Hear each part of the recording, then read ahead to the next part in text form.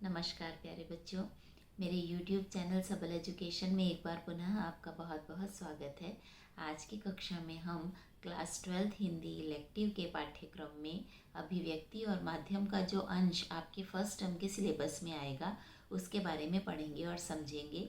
साथ ही उन पर आधारित MCQs भी इस वीडियो में हम आपसे शेयर करेंगे। तो बच्चों, इसमें जो पहला टॉपिक आपको फर्स्ट टर्म में आएगा वो है जनसंचार के विभिन्न माध्यमों के लिए लेखन। तो प्रस्तावना के रूप में इंट्रोडक्शन में मैं सबसे पहले आपको जनसंचार क्या है और उसके माध्यम कौन कौन से प्रमुख हैं उनके बारे में बता रही हूँ। बेटे, संचार का अर्थ है दो या दो से अधिक व्यक्तियों का आपस में विचारों या भावों का आदान प्रदान करना। जब हम किसी को अपनी बात कहते हैं, उनकी बातें सुनते हैं, तो वह जो आपस में एक दूसरे के संदेश लेना और देना है वह संचार कहलाता है। अब दूसरी बात यहाँ पर यह है कि जनसंचार के प्रमुख माध्यम कौन कौन से हैं। तो बेटे, उनमें समाचार पत्र पत्रिकाएं आती हैं, रेडियो आता है, टेलीविज़न आता है और इंटरनेट सबसे आधुनिक माध्यम है। एक बात मैं यहाँ पर स्पष्ट और कर देना चाहती हूँ कि जनसंचार भी दो तरह का है। एक है वैयक्तिक, दूसरा है सामूहिक। व्यक्तिक जनसंचार वो है जो दो या दो से तीन चार व्यक्तियों के बीच में होता है, जहाँ हम आपस में किसी ग्रुप में बैठे हुए हैं या आपस में बातचीत दो लोग कर रहे हैं, वो व्यक्तिक जनसंचार है जो कुछ व्यक्ति विशेष के बीच में होता है। और सामूहिक जनसंचार वो है जो किसी समूह के लिए हो। जैसे टीवी में जो समाचार हैं वो सभी देशवासियों के लिए, विदेशी नागरिकों के लिए, पूरे विश्व के लिए होते हैं। इंटरनेट पर जो जानकारी है वो पूरे विश्व के लिए है। टीवी में जो दिखाया जाता है उसे हम कहीं भी बैठकर कभी भी देख सकते हैं। तो समाचार पत्र पत्रिकाएं या पुस्तकें या आपके इंटरनेट, टीवी, रेडियो, ये ऐसे जनसंचार माध्यम हैं जो किसी व्यक्ति विशेष के लिए नहीं हैं बल्कि पूरे विश्व के लिए हैं, पूरे समूह के लिए हैं। अब हम आगे चल के सबसे पहले ये जानते हैं कि जनसंचार के जो माध्यम हैं उनमें सबसे पुराना माध्यम कौन सा है। तो बेटे, यहाँ शुरुआत हम मुद्रित माध्यम या प्रिंट मीडिया से करते हैं। इसके अंतर्गत हम समाचार पत्रों को, पत्र पत्रिकाओं को लेते हैं। उसके बाद विकास के दौर के साथ साथ दूसरा माध्यम जो हमारे सामने आया वह था रेडियो। समाचार पत्रों को हम खाली पढ़ सकते थे, लेकिन रेडियो ऐसा माध्यम था जिसे हम सुनकर समझ सकते थे। इसमें जो भी समाचार थे या जो भी सूचनाएं थीं वो श्रव्य माध्यम में उपलब्ध थी। इसमें और समाचार पत्र पत्रिकाओं में अंतर यह था कि समाचार पत्र पत्रिकाओं के लिए व्यक्ति का साक्षर होना आवश्यक है, जबकि रेडियो ऐसा माध्यम था जो निरक्षर भी उपयोग में ला सकते हैं। जो व्यक्ति पढ़ा लिखा नहीं है वो भी उसमें समाचार सुनकर समझ सकता है। इसके बाद विकास का दौर आगे आया और टेलीविज़न का आविष्कार हुआ। टेलीविज़न संचार का एक ऐसा माध्यम है जो दृश्य और श्रव्य दोनों तरीकों से काम करता है, जिसमें हम घटनाओं को देख भी सकते हैं और उन्हें सुन भी सकते हैं। और सबसे आधुनिक माध्यम बच्चों इस कड़ी में है इंटरनेट। इंटरनेट एक ऐसा माध्यम है जिसमें हम देख भी सकते हैं, सुन भी सकते हैं और पढ़ भी सकते हैं। यह संचार का सबसे तेज माध्यम है। विश्व की सूचनाएं चित्र सहित एक क्षण में ही हमें मिल जाती हैं, इसलिए आजकल की युवा पीढ़ी में इंटरनेट बहुत ही लोकप्रिय है। अब मैं आपको ये बताऊंगी कि इन सब माध्यमों के लिए जो लेखन किया जाता है उसके कुछ ना कुछ नियम अवश्य ही होते हैं। बिना नियमों के ना तो समाचार पत्रों के लिए लेखन किया जा सकता है, ना ही रेडियो के लिए किया जा सकता है, ना ही टीवी पर समाचार दिखाए जा सकते हैं, और इसी तरह से इंटरनेट का भी कुछ ना कुछ नियम अवश्य हैं। तो सबसे पहला हम इसमें देखते हैं समाचार पत्र पत्रिकाएं। तो इसको देखकर हम ये जानते हैं कि समाचार जो पत्रिकाएं हैं इनमें जो मुख्य भूमिका होती है वो संपादक की होती है। संपादक जो है वो संवाददाताओं द्वारा लाए गए समाचारों को संपादित करता है, उन्हें उनके शीर्षक के अनुसार समाचारों को विभाजित करता है और फिर उन समाचार पत्रों को में उन खबरों को छापा जाता है और वो हम तक पहुंचती हैं। समाचार पत्रों में जो भी समाचार पत्र छपते हैं उनको छापने से पहले वो कई दौरों से गुजरते हैं। उनकी प्रूफ रीडिंग की जाती है, कहीं उनमें कोई स्पेलिंग मिस्टेक तो नहीं है, क्योंकि एक बार अगर उसमें कोई गलती हो गई और वो छप गए तो वो उसी तरह से पाठकों के पास पहुंच जाते हैं। तो इस तरह से समाचार पत्रों को छापने में कई उसके भाग होते हैं जिनसे होकर समाचार पत्रों को गुजरना पड़ता है। रेडियो में भी इसी तरह से एंकर होते हैं जो कि हमारे तक समाचार पढ़कर या सूचनाएं पढ़कर हमें सुनाते हैं, हम तक पहुंचाते हैं। उसके लिए उनके भी बहुत से नियम हैं कि किस तरह समाचार की भाषा होनी चाहिए, किस तरह के समाचार किस ढंग से सुनाए जाने चाहिए। समाचार सुनाते समय हाव भाव, लय, स्वर, स्पष्टीकरण, उच्चारण, इन सब का किस तरह से ध्यान रखा जाए।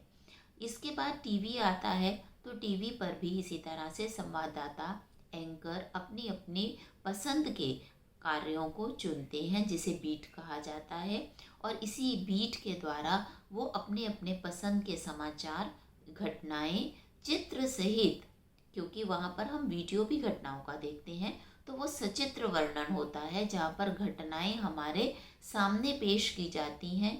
उन घटनाओं के बारे में लोगों से बातचीत की जाती है और लोगों का भी इंटरव्यू लेकर उनके विचार भी हम तक पहुँचाए जाते हैं। तो इस तरह से बेटा समाचार जो हम तक पहुँचते हैं वो कई भागों से होकर गुजरते हैं, कई जगह पर उनका परीक्षण होता है, उनमें सुधार होता है और उसके बाद वो समाचार हम तक पहुंचते हैं और इस सारे कार्य को पत्रकारिता कहा जाता है। तो अब हम इसे पढ़ना विस्तार पूर्वक शुरू करते हैं। सबसे पहले हम देखेंगे समाचार पत्र पत्रिकाएं। तो बच्चों, समाचार पत्र पत्रिकाएं जो हैं इनका संबंध पत्रकारिता से है। पत्रकारिता का संबंध सूचनाओं को संकलित और संपादित करके पाठकों तक पहुंचाना है। पत्रकारिता में बहुत सी बातों का ध्यान रखा जाता है।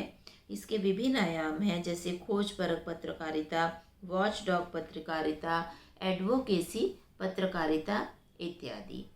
फिर बेटा जो समाचार हैं ये ऐसी घटनाओं, समस्याओं और विचारों पर आधारित होते हैं जिन्हें जानने में लोगों की अधिक से अधिक दिलचस्पी होती है। इन समाचारों को हम तक पहुंचाने का कार्य संपादक का होता है और संपादक यह देखता है कि जो सामग्री हम तक पहुंचाई जा रही है उसमें किसी प्रकार की कोई अशुद्धि ना रहे। सभी अशुद्धियों को दूर करके वो प्रत्येक खबर को पढ़ने योग्य बनाकर उसकी भाषा, शैली, व्याकरण, वर्तनी संबंधी सभी अशुद्धियों को दूर करता है और फिर उस समाचारों को हम तक पहुंचाता है। इसी तरह से मैंने आपको रेडियो के बारे में भी बताया कि रेडियो में जो समाचार हैं वो अखबारों से थोड़े अलग तरीके से लिखे जाते हैं। रेडियो में जो समाचार हम तक पहुंचते हैं वो उल्टा पिरामिड शैली में पहुंचते हैं। उल्टा पिरामिड शैली से तात्पर्य है कि सबसे पहले समाचारों का मुखड़ा दिखाया जाता है जो खबर का सबसे अहम हिस्सा होता है। उसके बाद फिर उसकी बॉडी दिखाई जाती है। बॉडी मतलब उस समाचार को विस्तार पूर्वक बताया जाता है और फिर सबसे अंत में होता है समापन। समापन मतलब उसके मुख्य चीज़ पहले बता दी गई, फिर विस्तार से बता दिया गया, और समापन मतलब अंत में उसका क्या निर्णय हुआ वह बताया गया। अब टेलीविज़न है तो टेलीविज़न में सबसे पहले तो ब्रेकिंग न्यूज़ आती है। किसी भी खबर को जल्दी से जल्दी कम शब्दों में हम तक पहुंचाना ब्रेकिंग न्यूज़ कहलाता है। उसके बाद जो एंकर दर्शकों को ये बता रहा है कि कोई भी घटना कब हुई, कहाँ हुई, उसमें क्या हुआ, उसे ड्राई एंकर कहते हैं। उसके बाद इसमें अगला शब्द प्रयोग होता है फ़ोन इन। फ़ोन इन का मतलब है खबरों को विस्तार से बताना। इसमें एंकर जो है वो रिपोर्टर को फ़ोन करता है और फ़ोन के जरिए घटना की जो सूचनाएं हैं उन्हें प्राप्त करता है। अगला इसमें भाग है एंकर विजुअल। विजुअल का मतलब होता है दृश्य दिखाना। तो जहाँ पर एंकर घटना के दृश्य दिखाता है उसे एंकर विजुअल कहते हैं। उसके बाद आता है एंकर बाइट। तो किसी भी खबर की पुष्टि करने के लिए उससे संबंधित जो विस्तार पूर्वक वीडियो दिखाई जाते हैं उसे कहा जाता है एंकर बाइट। उसके बाद आता है लाइव। लाइव का अर्थ है घटना जहाँ पर हो रही है वहाँ से उसका सीधा प्रसारण करना। जैसे आप बहुत से मैचों का सीधा प्रसारण देखते हैं। कई बार आप इलेक्शन का या किसी नगर के प्रोग्राम का, जैसे आप 26 जनवरी की परेड है या 15 अगस्त का समारोह है, उनका भी सीधा प्रसारण आपको दिखाया जाता है। और एंकर पैकेज है जिसमें घटना के दृश्य, उससे लोगों का वीडियो, लोगों का इंटरव्यू लेना, इस तरह जो पूरा एक घटना का पूरी जानकारी जो हमको दी जाती है उसको एंकर पैकेज कहते हैं। अब ये जो टीवी है या रेडियो है या समाचार का भी हमारे पास सूचनाओं को पहुंचाने का जो सबसे तीव्र माध्यम है इंटरनेट, इनकी कुछ बेटे कमियां भी हैं और कुछ खूबियां भी हैं। जैसे हर चीज़ की कुछ कमियां होती हैं, कुछ खूबियां होती हैं, वैसे ही इनमें भी कुछ कमियां भी हैं और कुछ खूबियां भी हैं। जैसे प्रिंट माध्यम जो है उसमें जो छपे हुए अक्षर होते हैं उनमें स्थायित्व होता है, लेकिन पढ़ना किसके लिए बेकार है? जो व्यक्ति निरक्षर हो। तो इस तरह से प्रिंट मीडिया जो है, जो अखबार हैं, पत्र पत्रिकाएं हैं, उनमें जहाँ बहुत सारी खूबियाँ भी हैं वहाँ बहुत सारी कमियाँ भी हैं। इसी तरह से रेडियो है। रेडियो शब्दों का माध्यम है, उसके द्वारा हम बैठे बैठे सब चीज़ें सुन सकते हैं। अनपढ़ लोगों को भी फ़ायदा होता है। इसमें उल्टा पिरामिड शैली में लिखा भी जाता है, लेकिन कुछ कमियां भी हैं। एक तो ये टीवी जैसा आकर्षक नहीं है। दूसरा, जो चीज़ एक बार हो गई अपने आप हम उसे पीछे लौट कर दोबारा नहीं सुन सकते हैं। फिर आता है टेलीविज़न। टेलीविज़न में हम देख भी सकते हैं और सुन भी सकते हैं। वो एक दृश्य श्रव्य माध्यम है। उसमें ब्रेकिंग न्यूज़ की भी व्यवस्था है। आकर्षक भी है क्योंकि चित्र भी दिखाए जाते हैं, घटनाएं भी हम डायरेक्ट देख सकते हैं। लेकिन कुछ उसमें भी कमियां हैं। एक तो छोटी छोटी बातों को बड़ा उछाल के दिखाया जाता है। दूसरा, अगर लाइट ना हो तो वो हमारे लिए टेलीविज़न बिल्कुल भी बेकार है। दूसरा ये है कि वो खबरें कितनी निष्पक्ष हैं कितनी नहीं, इसकी हम निर्णय अपने आप नहीं कर सकते। अब इंटरनेट आता है। इंटरनेट तो 24 घंटे चलता रहता है। 24 घंटे में हम उसमें पढ़ भी सकते हैं, देख भी सकते हैं, सुन भी सकते हैं और पूरे का पूरा अखबार भी इंटरनेट पर उपलब्ध होता है। लेकिन इंटरनेट की भी कुछ कमियां हैं। कमियां इस तरह से हैं बेटा कि वहाँ पर हर तरह का मटेरियल, हर तरह की चीज़ें आपको मिलती हैं जो किसी भी बच्चे का ध्यान भटका सकती हैं। तो इसमें क्या है, बच्चे बहुत बार गलत चीज़ों को देखना शुरू कर देते हैं। गंदगी फैलाने का ये एक माध्यम है। दूसरा, इंटरनेट को हम पैसों से चार्ज, आपको पता है आप अपने फ़ोन या अपने लैपटॉप या अपने घर में इंटरनेट का जो भी आपके घर में लगा होता है रूटर वगैरह, उसको हर महीने पैसे देकर रिचार्ज करवाते हैं। तो ये एक महंगा माध्यम भी है। दूसरा, जो अश्लीलता है, दुष्प्रचार है, बहुत सारी ऐसी खराब चीज़ें भी हैं जो छोटी उम्र के बच्चों के लिए बहुत ही नुकसानदायक होती हैं। आपने कई बार सुना होगा बहुत सारे बच्चे इस तरह के खेल खेलने लग पड़ते हैं इंटरनेट पर कि वो उसके आदी हो जाते हैं और उसी चक्कर में कई बार वो बीमार हो जाते हैं या माता पिता के अकाउंट से पैसे भी चुराना शुरू कर देते हैं। तो इस तरह से बच्चों, इंटरनेट के भी जहाँ बहुत सारे फ़ायदे हैं वहाँ कुछ नुकसान भी हैं। तो ये सब पत्रकार या विभिन्न माध्यमों के लिए हमारे लेखन है, जिसमें हम समाचार पत्र पत्रिकाएं, रेडियो, टेलीविज़न और इंटरनेट, इनकी खूबियों के बारे में और इनके लिखने के ढंग के बारे में जान सकते हैं। अब बच्चों, इस पर आधारित कुछ MCQs मैंने आपके लिए तैयार किए हैं जो मैं अब आपको समझाने जा रही हूँ। तो इसमें सबसे पहला प्रश्न है, प्रिंट माध्यम के अंतर्गत निम्न में से क्या नहीं आता? आपके ऑप्शन है, नंबर 1 पुस्तकें, नंबर 2 समाचार पत्र, नंबर 3 पत्रिकाएं, नंबर 4 इंटरनेट। तो इसका सही उत्तर नंबर 4 है, इंटरनेट, जो प्रिंट माध्यम के अंतर्गत नहीं आता। फिर अगला प्रश्न है, विज्ञापन का क्या लाभ है? आपके ऑप्शंस हैं, सामान आकर्षक दिखता है, उनकी कमियां दिखाई देती हैं, उत्पादकों का माल बिकता है, विज्ञापन प्रकाशित करना आवश्यक है। तो इसका सही उत्तर है कि उत्पादकों का माल बिकता है, इसलिए विज्ञापन दिखाए जाने आवश्यक हो गए हैं। समाचार प्राप्ति के निम्न में से कौन से स्रोत हैं? नंबर 1 संवाददाता, नंबर 2 समाचार एजेंसियां, नंबर 3 सरकारी विज्ञप्तियां, नंबर 4 उपरोक्त सभी।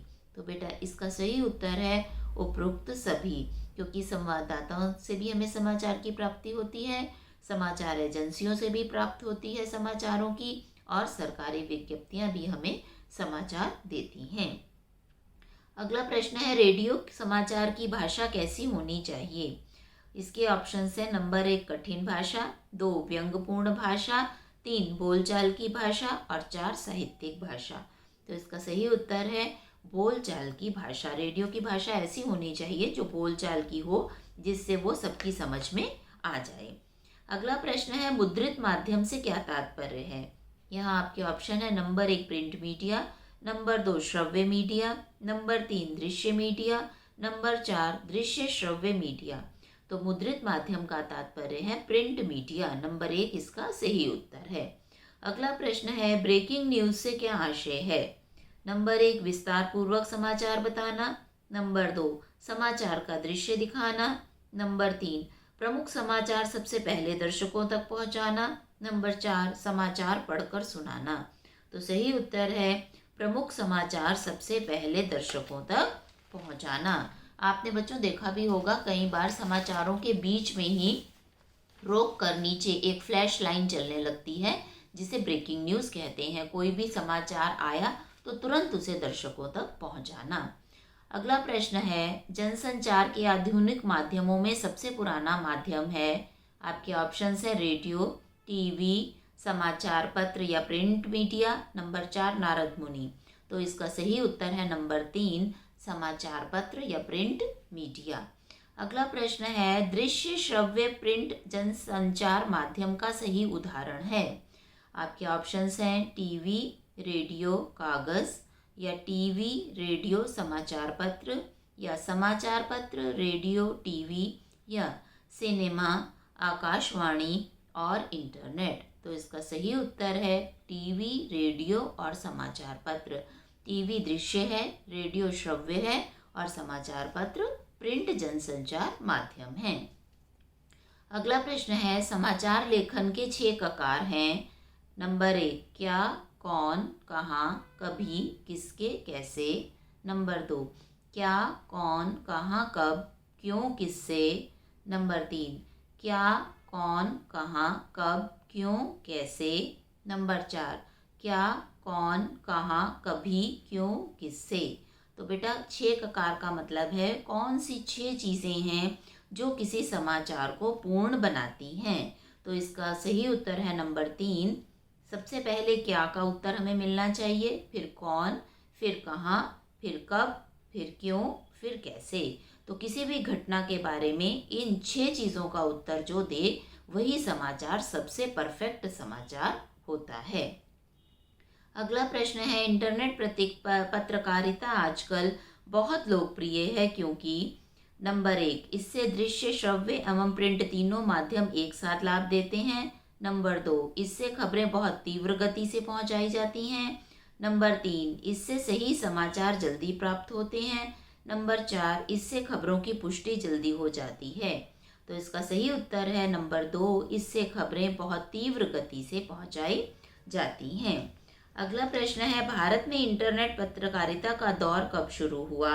ऑप्शंस हैं 1985 में, 1990 में, 1993 में या 1998 में। तो सही उत्तर है 1993 में भारत में इंटरनेट पत्रकारिता का दौर शुरू हुआ। अगला प्रश्न है वेबसाइट पर विशुद्ध पत्रकारिता करने का श्रेय किसे जाता है? आपके ऑप्शंस हैं rediff.com को, cfi.com को, .com को या तहलका.com को। तो सही उत्तर है तहलका.com। अगला प्रश्न है उल्टा पिरामिड शैली का प्रयोग कहाँ किया जाता है? आपके ऑप्शंस है नंबर 1 समाचार लेखन में, नंबर 2 रेडियो में, नंबर 3 टीवी में, नंबर 4 इंटरनेट में। तो बेटा जहाँ भी समाचार लेखन होंगे वहाँ पर उल्टा पिरामिड शैली का प्रयोग किया जाएगा। अगला प्रश्न है, हिंदी वेब पत्रकारिता की सबसे बड़ी समस्या क्या है? आपके ऑप्शंस हैं, हिंदी फॉन्ट की अनुपलब्धता, नंबर 2 लोकप्रियता की कमी, नंबर 3 साइटों की कमी, नंबर 4 यूनिकोड की कमी। तो सही इसका उत्तर है, वेब पत्रकारिता की सबसे बड़ी समस्या ही यही है कि हिंदी के फॉन्ट जो हैं वो उपलब्ध नहीं हैं। अगला प्रश्न है, कौन सा स्रोत सूचनाओं का नहीं है? नंबर 1 प्रेस कॉन्फ्रेंस, नंबर 2 विज्ञप्तियां, नंबर 3 संचार माध्यम, नंबर 4 बातचीत। तो बातचीत जो है वो सूचनाओं का सही स्रोत नहीं है। अगला प्रश्न यहाँ पर दिया गया है, कौन सा रूप पत्रकारिता का प्रमुख रूप नहीं है? आपके ऑप्शंस हैं, खोजी पत्रकारिता, वॉचडॉग पत्रकारिता, एडवोकेसी पत्रकारिता, चित्र वर्णन पत्रकारिता। तो मैंने आपको बताया था, खोजी पत्रकारिता भी पत्रकारिता का ही एक रूप है, वॉचडॉग भी उसी का रूप है और एडवोकेसी भी उसी का रूप है। तो जो रूप पत्रकारिता का नहीं है वह उत्तर है चित्र वर्णन पत्रकारिता। अगला प्रश्न है, रेडियो में क्या सुविधा नहीं है? ऑप्शंस हैं, नंबर 1 पीछे लौटकर सुनने की, नंबर 2 ध्वनियों की, नंबर 3 अक्षरों की, नंबर 4 भाषा की। तो बेटा रेडियो में पीछे लौटकर सुनने की सुविधा नहीं होती है। अगला प्रश्न है, आकाशवाणी में कितनी भाषाओं में कार्यक्रम प्रसारित होते हैं? आपके ऑप्शन है 15 भाषाओं में, नंबर 2 20 भाषाओं में, नंबर 3 24 भाषाओं में, नंबर 4 30 भाषाओं में। तो इसका सही उत्तर है, आकाशवाणी में 30 भाषाओं में समाचार कार्यक्रम प्रकाशित होते हैं। विशेष लेखन के लिए इनमें से क्या होता है? आपके ऑप्शन है, अलग डेस्क, अलग कमरा, अलग आदमी या अलग फ़ोन। तो विशेष लेखन के लिए, विशेष लेखन मतलब जब किसी विशेष विषय पर समाचार लिखे जाते हैं तो उसके लिए अलग डेस्क की स्थापना की जाती है। सही उत्तर है अलग डेस्क। अगला है, टीवी की खबरों में सबसे महत्वपूर्ण क्या है? Number 1 visual, number 2 net, number 3 bite, number 4 उपयुक्त सभी। तो बेटा टीवी की खबरों के लिए सबसे महत्वपूर्ण उपयुक्त सभी चीज़ें हैं। अगला प्रश्न है, उल्टा पिरामिड शैली में सबसे ऊपर किसे लिखा जाता है? आपके ऑप्शंस हैं, सबसे महत्वपूर्ण तथ्य को, नंबर 2 कम महत्वपूर्ण तथ्य को, नंबर 3 विवरण को, नंबर 4 कारण को। तो सही उत्तर है, सबसे ऊपर सबसे महत्वपूर्ण समाचार तथ्य को लिखा जाता है। संपादकीय को किसकी आवाज़ माना जाता है? आपके ऑप्शंस हैं, नंबर 1 मालिक की, नंबर 2 अखबार की, नंबर 3 सरकार की, नंबर 4 सभी की। तो इसका सही उत्तर है, संपादकीय को अखबार की आवाज़ माना जाता है। अगला प्रश्न है, संपादकीय कौन लिखता है? आपके ऑप्शंस हैं, संपादक, नंबर 2 संवाददाता, नंबर 2 सभी उपसंपादक मिलकर, नंबर 4 स्तंभ लेखन। तो इसका सही उत्तर है, संपादक संपादकीय को लिखता है। नेक्स्ट क्वेश्चन है, पत्रकारिता को प्रजातंत्र का कौन सा स्तंभ माना जाता है? आपके ऑप्शंस हैं, नंबर 1 पहला स्तंभ, नंबर 2 दूसरा स्तंभ, नंबर 3 तीसरा स्तंभ, नंबर 4 चौथा स्तंभ। तो इसका सही उत्तर है, पत्रकारिता को चौथा स्तंभ माना जाता है। नेक्स्ट क्वेश्चन है, एंकर रिपोर्टर कहाँ मौजूद रहता है? आपके ऑप्शंस हैं, नंबर 1 सूचना कक्ष में, नंबर 2 प्रसारण कक्ष में, नंबर 3 घटना स्थल पर, नंबर 4 फोन पर। तो सही उत्तर है, वह घटना स्थल पर विद्यमान मौजूद रहता है। अगला प्रश्न है, ड्राई एंकर क्या करता है? आपके ऑप्शंस हैं, खबर के बारे में दर्शकों को सीधे सीधे बताता है, समाचार पत्र को सूचना भिजवाता है, नंबर 3 फ्लैशबैक न्यूज़ देता है, नंबर 4 कुछ नहीं करता है। तो सही उत्तर है, वह खबर के बारे में दर्शकों को सीधे सीधे बताता है। अगला प्रश्न है, खोजपरक पत्रकारिता में क्या नहीं होता? आपके ऑप्शन है, तथ्यों की गहराई की छानबीन नहीं होती, छिपी सूचनाओं को सामने लाया जाता है, अनियमितताओं का भंडाफोड़ किया जाता है, किसी का महिमा मंडन किया जाता है। तो खोज परख पत्रकारिता में किसी का जो नहीं होती चीज वह है किसी का महिमा मंडन करना। खोज परख पत्रकारिता जो है वो तथ्यों की गहराई से छानबीन भी करती है, छिपी हुई सूचनाओं को सामने भी लाती है, जो अनियमितताएं हैं उनका भंडाफोड़ भी करती है, लेकिन किसी का झूठा महिमा मंडन नहीं करती। कौन सा माध्यम प्रिंट मीडिया के अंतर्गत नहीं आता? आपके ऑप्शन है नंबर 1 समाचार पत्र, नंबर 2 पत्रिकाएं, नंबर 3 रेडियो, नंबर 4 पुस्तकें। तो सही उत्तर है रेडियो। अगला प्रश्न है पीत पत्रकारिता को किस अन्य नाम से भी जाना जाता है? आपके ऑप्शन है पेज 3 पत्रकारिता, वैकल्पिक पत्रकारिता, मुख्य धारा पत्रकारिता या पीली पत्रकारिता। तो इसका सही उत्तर है पेज 3 पत्रकारिता के नाम से भी इसे जाना जाता है। अगला प्रश्न है रेडियो समाचार की कॉपी की प्रत्येक लाइन में कितने शब्द होने चाहिए? आपके ऑप्शन है 10 से 11 शब्द, या 14 से 15 शब्द, या 12 से 13 शब्द, या 11 से 12 शब्द। तो सही उत्तर है 12 से 13 शब्द उसमें होने चाहिए। अगला प्रश्न है फ्रीलांसर से क्या तात्पर्य है? आपके ऑप्शन है अंशकालिक संवाददाता, पूर्णकालिक संवाददाता, किसी भी अखबार के साथ बंधकर न रहने वाला, खाली रहने वाला संवाददाता। तो सही उत्तर है किसी भी अखबार के साथ बंधकर न रहने वाला संवाददाता फ्रीलांसर कहलाता है। क्यों? क्योंकि वो फ्री होता है, किसी भी अखबार के लिए कितनी देर भी काम कर सकता है। एंकर बाइट क्या है? आपके ऑप्शन है इसमें खबर सुनाई जाती है, इसमें प्रत्यक्षदर्शियों के कथन सुनाए जाते हैं, इसमें विज्ञापन दिखाए जाते हैं, इसमें धारावाहिक दिखाए जाते हैं। तो सही उत्तर है इसमें प्रत्यक्षदर्शियों के कथन सुनाए जाते हैं।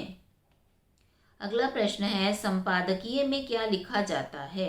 आपके ऑप्शंस हैं मुख्य समाचार, नंबर 2 राजनीतिक समाचार, नंबर 3 अखबार का दृष्टिकोण, नंबर 4 आपराधिक समाचार। तो संपादकीय में अखबार का किसी भी मुद्दे को, किसी भी घटना को, किसी भी विषय को लेकर क्या दृष्टिकोण है यह स्पष्ट किया जाता है। नेक्स्ट क्वेश्चन है इंटरनेट पर समाचार से संबंधित क्या क्या सुविधाएं उपलब्ध हैं? समाचार देख सकते हैं, नंबर 2 समाचार सुन सकते हैं, नंबर 3 समाचार देख, सुन और पढ़ सकते हैं, नंबर 4 समाचार देख और सुन सकते हैं। तो सही उत्तर नंबर 3 है। इंटरनेट जो है वो एक दृश्य, श्रव्य और वाच्य माध्यम है जिसमें हम समाचार देख भी सकते हैं, सुन भी सकते हैं और उनको पढ़ भी सकते हैं। अगला प्रश्न है मुद्रित माध्यम के क्या लाभ हैं? आपके ऑप्शन है शब्दों में स्थायित्व होता है, नंबर 2 समझ ना आने पर दोबारा नहीं पढ़ सकते, नंबर 3 इन्हें लंबे समय तक सुरक्षित रख सकते हैं, नंबर 4 क व ग दोनों। तो सही उत्तर है क व ग दोनों, क्योंकि शब्दों में स्थायित्व भी होता है और समाचार पत्रों को या पत्रिकाओं को हम लंबे समय तक सुरक्षित भी रख सकते हैं। भारत में पहला छापाखाना कब और कहाँ खुला? आपके ऑप्शन है 1556 में गोवा में, 1675 को कलकत्ता में, 1570 को दिल्ली में या 1575 को मुंबई में। तो सही उत्तर है भारत में पहला छापाखाना 1556 को गोवा में खुला था।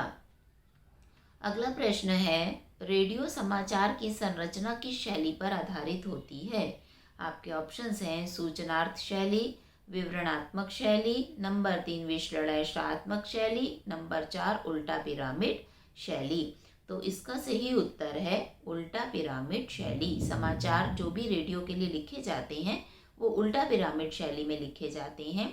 सबसे ऊपर उसका विस्तार या मुखड़ा, उसके बाद बॉडी और उसके बाद समापन होता है। तो इस तरह से बच्चों इस विषय पर जितने MCQs बन सकते थे वो सब मैंने आपको इस वीडियो में समझाने का प्रयास किया है। आशा है आपको वो समझ में आ गए होंगे। इनसे संबंधित कुछ और एमसीक्यूज़ भी मैं अपने अगले वीडियो में आपसे शेयर करूँगी। अगर आपको मेरा चैनल अच्छा लगता हो तो इसे सब्सक्राइब करें, वीडियो को ज़्यादा से ज़्यादा लाइक और शेयर करें। धन्यवाद।